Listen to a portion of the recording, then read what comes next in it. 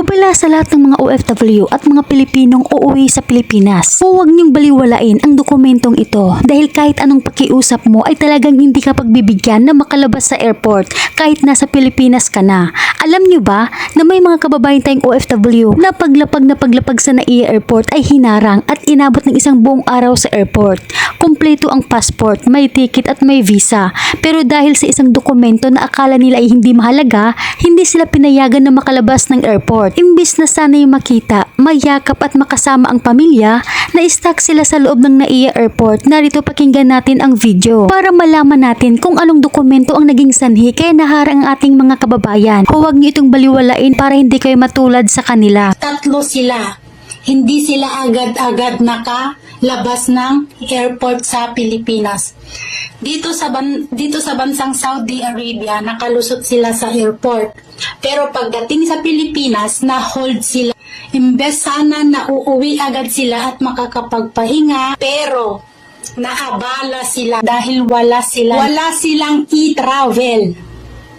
Yun yung problema nila, kaya naghintay sila ng, hindi ko alam kung isang araw yung hinintay nila doon sa loob ng airport sa immigration kasi nga hindi sila agad-agad nakalabas kasi wala silang e-travel. Hindi talaga kayo makakalabas ng immigration or sa airport ng Pilipinas kapag wala kayo nito. Bago kayo umuwi ng Pilipinas, yung e-travel nyo dito, gawin nyo na. Kung hindi nyo alam, ipagawa nyo sa mga kakilala nyo, sa mga katiwala nyo. Ipagawa nyo sa mga kakilala nyo, sa mga katiwala nyo. Ganun kami ng ate ko kasi hindi namin masundan gumawa ng e-travel nung nagbakasyon kami at nung bumalik kami. Imbes na makakapagpahinga ka na, di ba? Pero naabala ka pa dahil wala kang e-travel.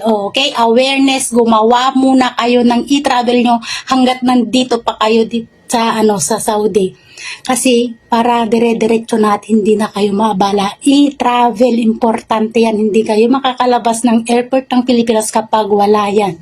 Okay guys? Mahigpit talaga ang NAIA sa mga dokumento mga kababayan. Kaya siguraduhin mo na may e-travel kayo dahil hindi talaga kayo papalabasin kung wala kayong QR code mula sa e-travel.